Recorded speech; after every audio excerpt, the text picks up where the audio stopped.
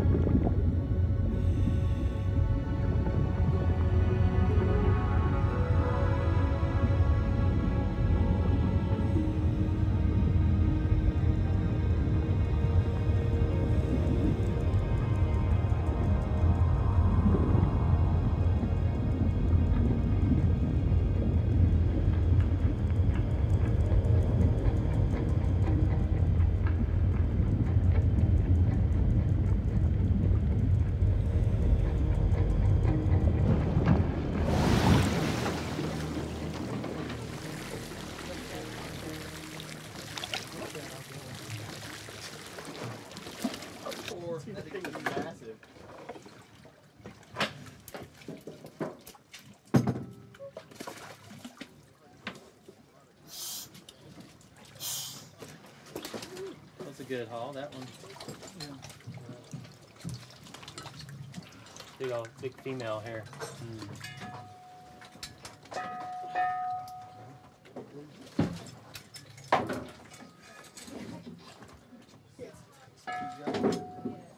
You got that down, don't you? Yeah, man. Lot of air.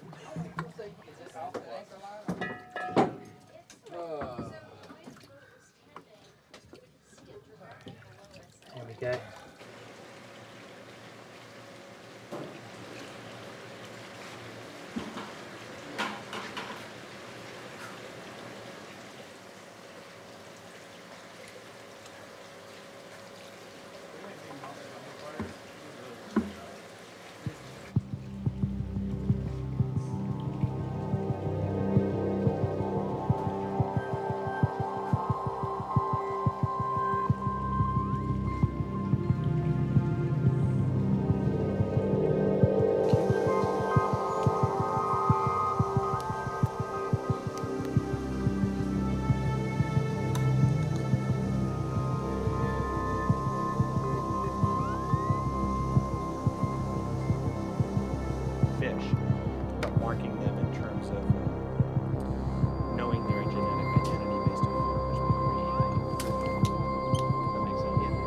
might need to add new markers to that. So using the genetic tools and these molecular markers that we're seeing here, these genetic polymorphisms, one of the things that we're hoping to be able to tell is how many fish were originally introduced into the east coast of the United States.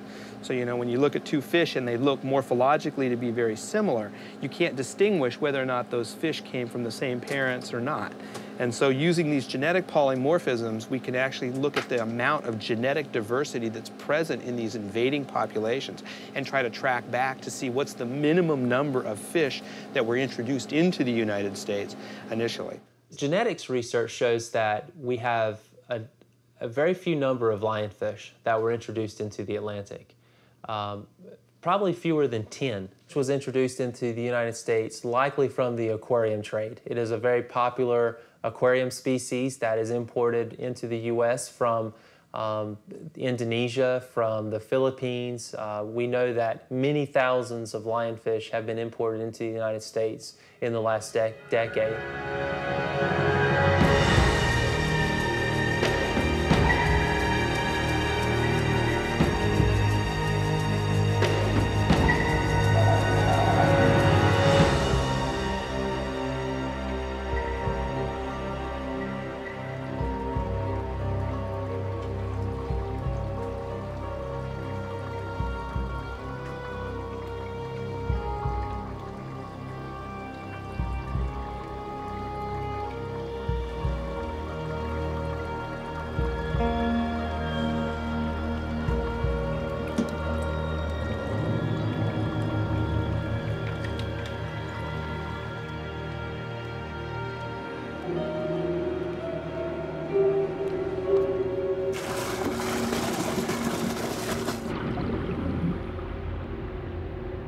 The reason lionfish were introduced is still not clear, and we know that is a bad idea. And there are many outreach campaigns and efforts to try to inform the public about the impacts of releasing your pets into the wild.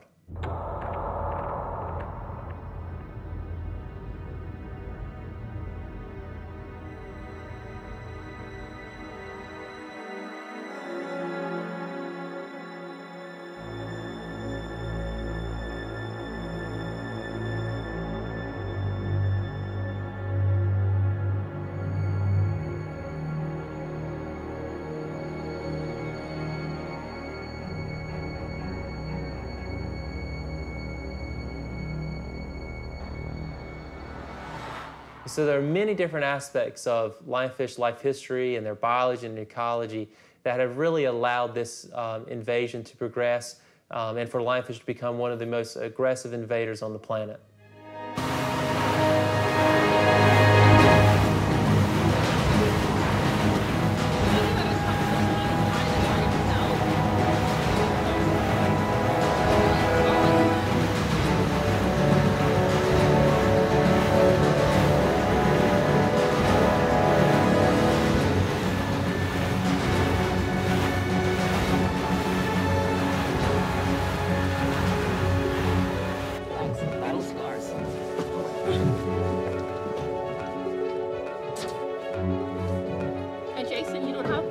Either.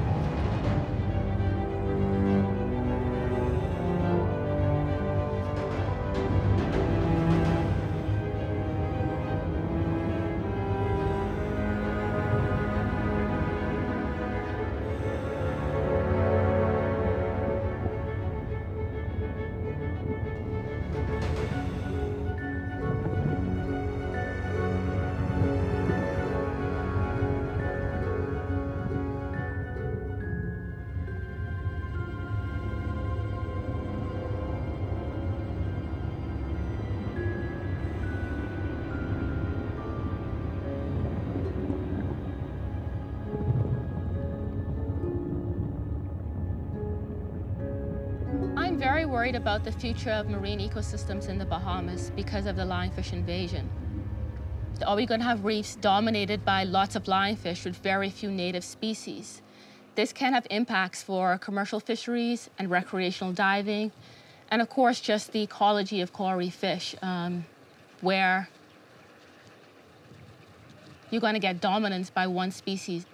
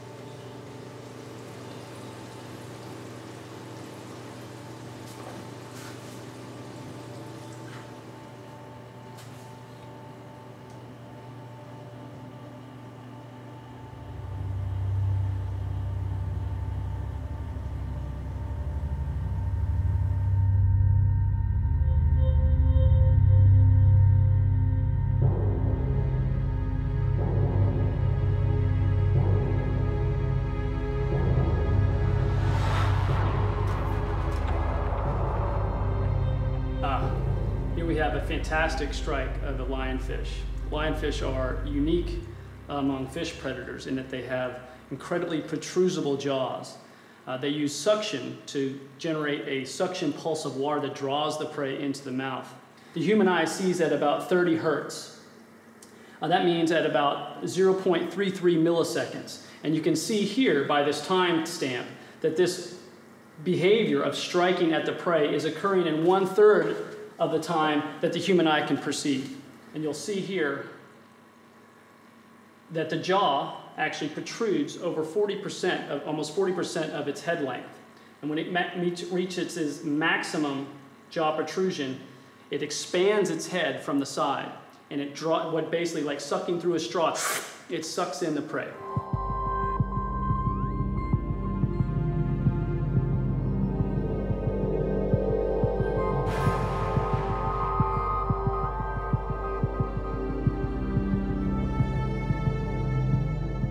When we think about kinematics of how the jaws in fishes work, you got to keep in mind that the skeleton of a fish, or the skull of a fish rather,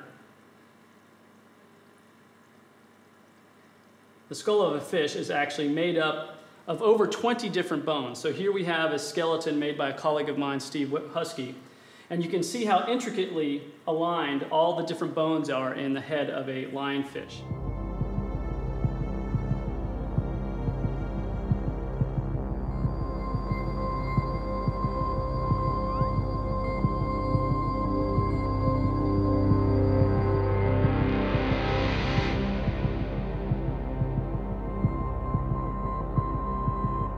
Now, when we compare this lionfish to other predators that have been examined using this kind of kinematic analysis, we see that it falls out about 3rd place among all fishes in terms of the amount of jaw protrusion it can generate. The all-time champion, of course, is Epibulus insidiator, known as the sling jaw wrasse, which is also common in the Red Sea. Here we have a cichlid known as Petinia splendida. It's a South American species that is found in the freshwater Amazon region. And then we have the lionfish. Among marine fishes, it's very, very effective in terms of how it can feed on its prey.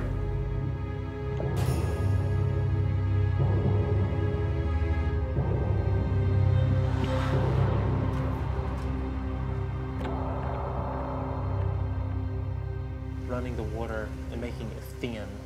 So like you can make a sheet of water and it'll degas. The thinner you make the water, the easier it is for that water to release the gas that's bound, that's supersaturated in it. Okay. So this is a respirometer. We have a chamber with water passing, being pumped through the chamber and into a reservoir. and we're measuring the dissolved oxygen content of the water. As the water passes through the chamber, as the lionfish is respiring, and it's removing oxygen from the water as part of the respiration process. And so if we're able to measure the oxygen levels of the water coming into the chamber and the oxygen levels of the water exiting the chamber, so we've learned that lionfish can consume as high as 6% of their body weight per day over time at some of the higher temperatures. And when calculating that feeding rate, we've learned that it can have quite an impact on the fish community. In some cases, lionfish can remove a considerable biomass of small forage fishes and can even deplete that biomass, causing change to the reef fish community, including biodiversity and forage base that we know is really important for commercially important species like snapper and grouper. This right there, it may or may not be right, on his fins and his body. Yeah. Yeah. Okay.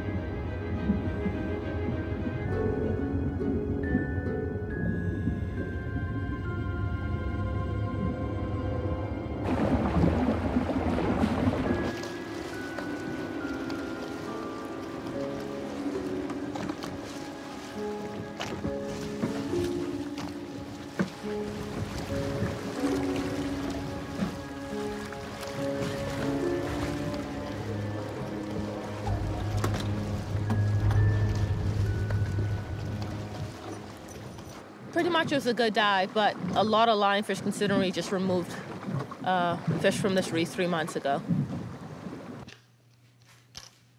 Okay. Okay, so the gape height and width. Yep. Roger that. Gape height, we got 5 centimeters. Okay. Gape width is 4 centimeters.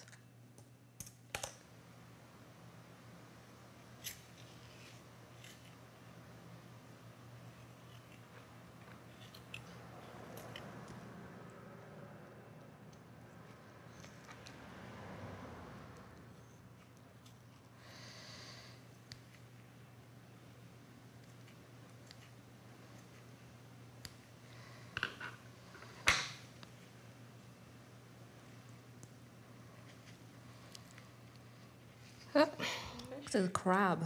Oh, okay. Yep. See the Yep.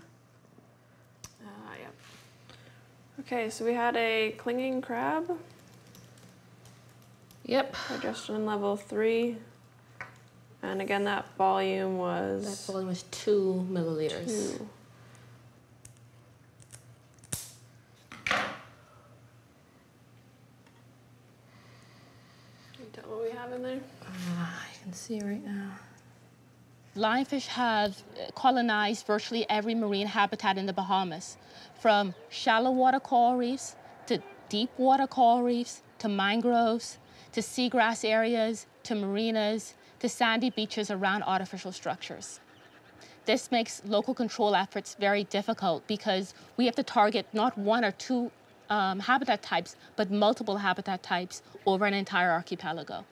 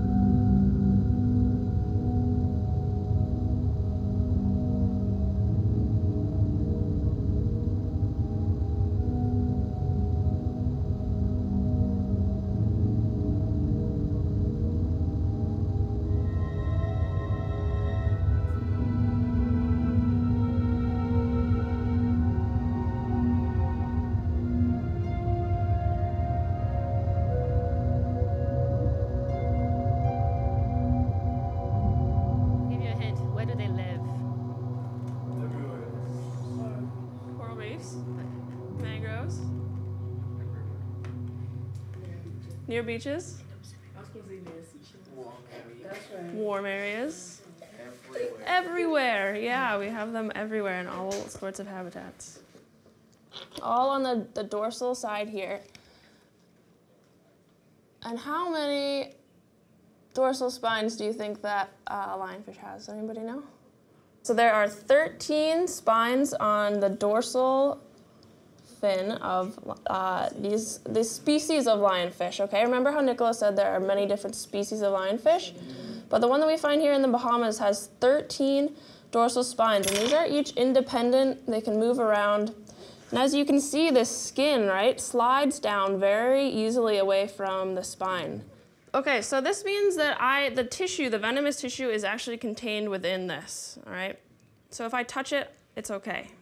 If I poke myself, envenomate myself, then that's where the problem is. So even though this fish has been dead for a few days, even though the spine is removed, it still possibly contains venom that can harm me. So the venom glands, when they are disrupted, they release venom into the victim. And the venom is a neurological toxin that affects the nervous system. It can cause extreme pain in humans, allowing for things to occur like paralysis, temporary paralysis, blistering, extensive swelling, and very extreme pain for several hours. It may be similar to a wasp sting, an extreme wasp sting at first, that will gradually get worse. There have been some cases, some very rare cases, in which people have died from lionfish and scorpionfish stings. We're not aware of any in the US currently. This is the spine itself here. You can see the hard, bony structure with the tip. This is the spine. These are the grooves of the spine here. And then this is the venom gland.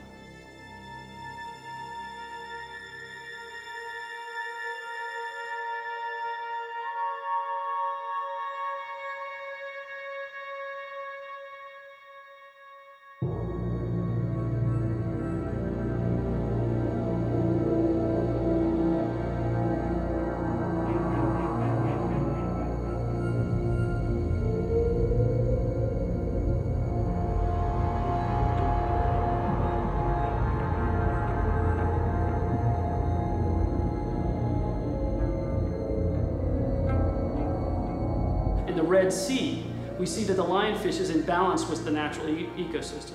The lionfish is a native predator of the Red Sea, but it also has competitors. What we see in the Red Sea is we see lots of grouper species that are about the same size and are also very effective predators. So when we see lots of groupers, we see very few lionfishes, and vice versa.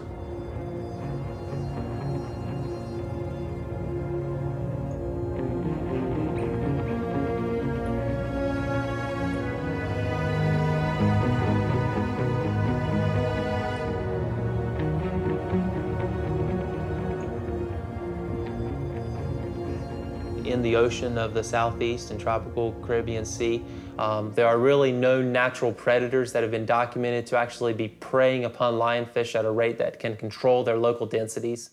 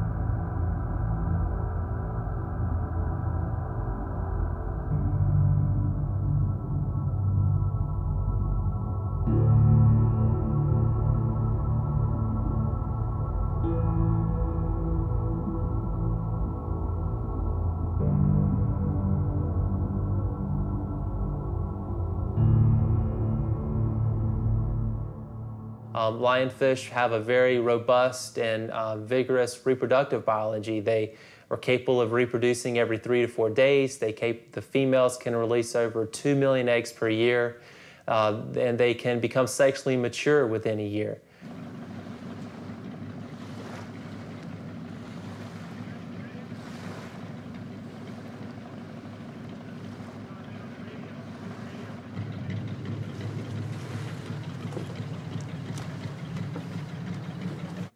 So the first 6 months of data looks really exciting. We found that if you remove lionfish once every 3 months or once every 6 months from coral reefs, we are able to reduce lionfish numbers by 50% or more than if we'd done absolutely nothing at all. What's even more exciting is the fact that removing lionfish only once every 6 months seems to have the same ecological impact as removing lionfish once every 3 months in terms of we're having the same number of lionfish densities at 3 versus 6 month removals. This is exciting because this means that in terms of management, we can get the same ecological effect for half the amount of effort. So this looks really hopeful because it looks as if we will be able to control lionfish in small localized areas with not a lot of effort.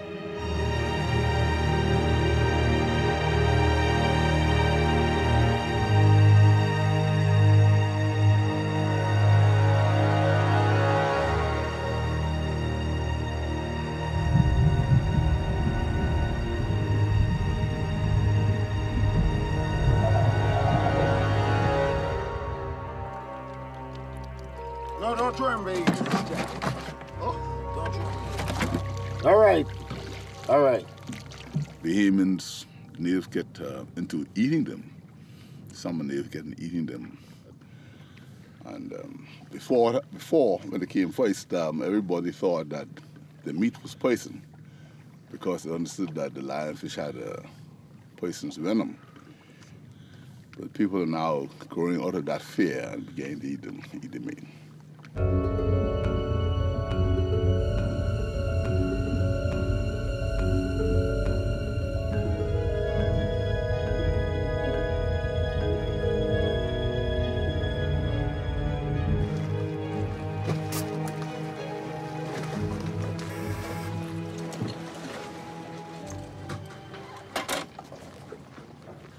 You start suiting up and...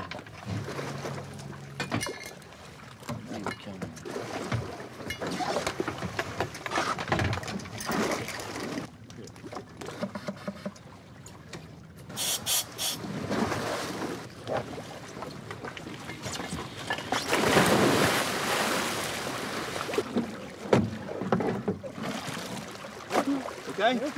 Clear.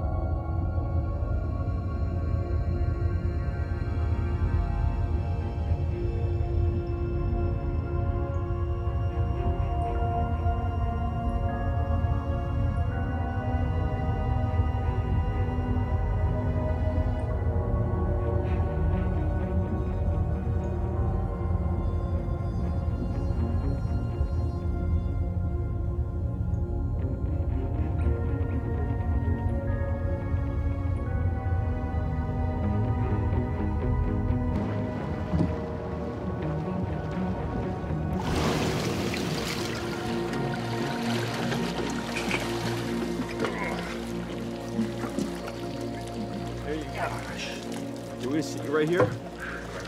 On a fait une plongée à peu près à 80 et donc on voit toujours des poissons-lions. Apparemment rien ne les arrête. Continue à descendre, à descendre. On en a vu autant comme autant dans l'espace des 20-30 mètres sur les récifs. On arrive ici dans une épave profonde.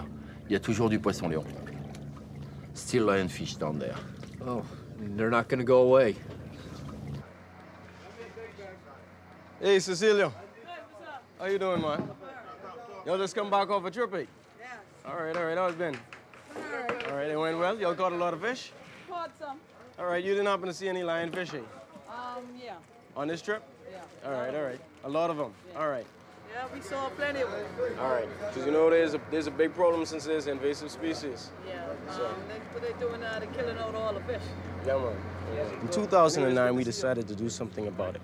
We developed the National Lionfish Response Plan. The plan serves to maintain marine ecosystems, as well as to control lionfish populations and amend fisheries regulations. The lionfish problem is such a huge problem that one study actually shows that it has reduced prey species down to about 65%. So what are we going to do about it? We're going to eat them to beat them.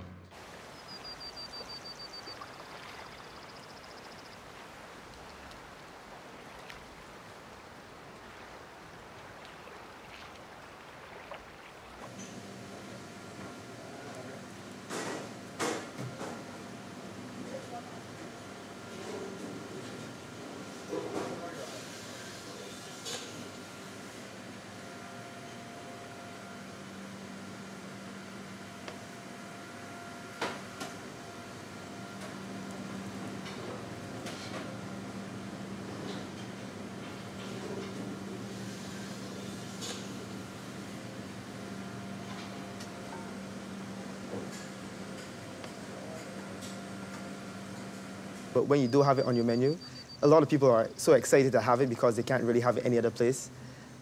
So all in all, it's a win-win situation. You save the environment, and you have a good tasting product on your menu.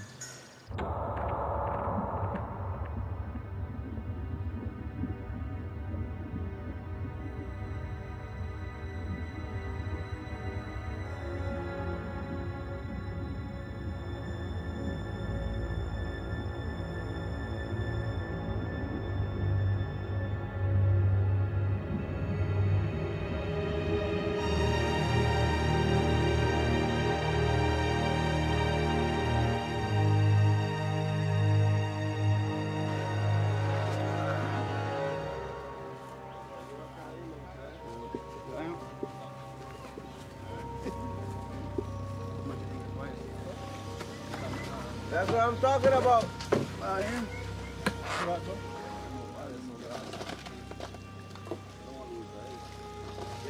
Yeah? All right. I got some away.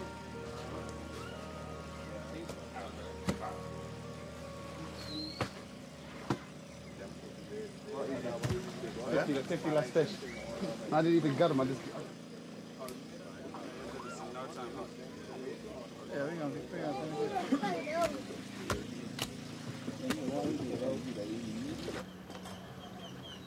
So you got there. Yeah. And the wood steps. And sit back, hands to the side, feet down to the center.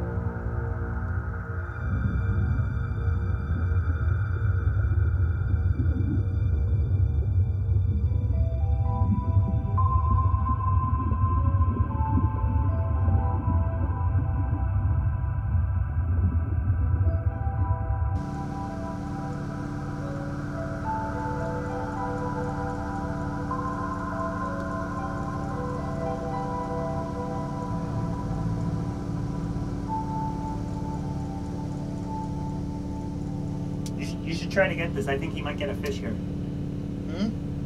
You might get a fish here. I just pinned them all up against the side. Yeah. Oh, there's a big one by that coral. Oh yeah, there it is.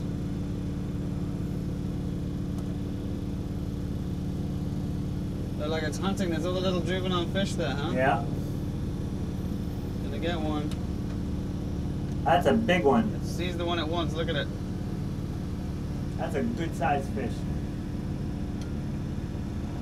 Oh.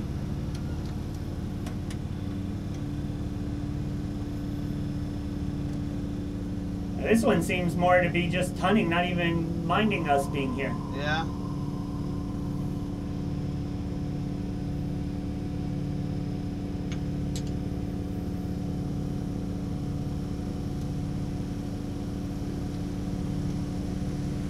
Here's a big specimen.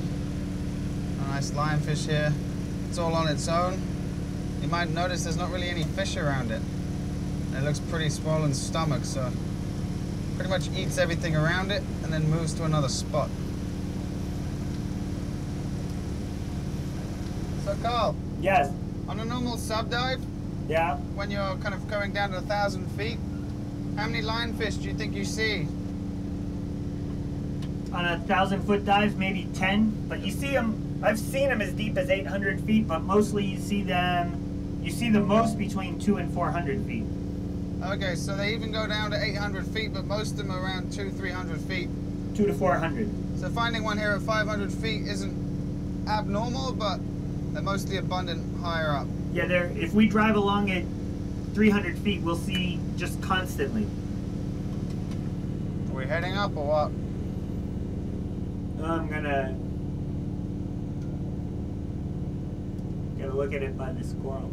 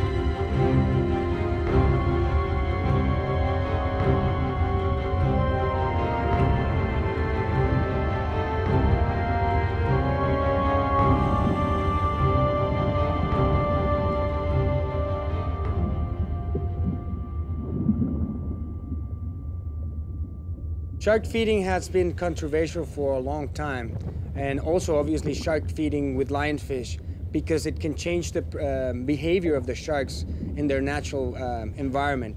Now, yes, it is true that it does everything that we do on the water, it will affect their behavior. Introducing the lionfish to the sharks, which is a new organism that they never seen before, especially in the Caribbean, has helped, because we only did a couple of times, probably 2 or 3 months of it, and then after that we haven't even fed the sharks with them. And it seems that they have recognized the lionfish as a food source without us feeding them to them.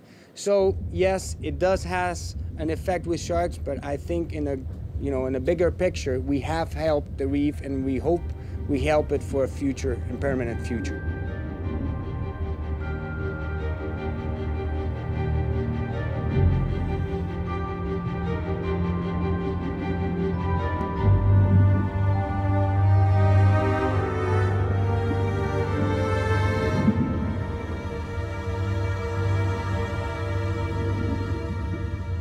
I would say that I am not optimistic about the future of lionfish. I see the lionfish invasion progressing, continuing to expand in both its distribution. We now have lionfish in the southeastern Caribbean. We will likely see them continue to invade along the coast of South America, perhaps as far south as the northern coast of Argentina.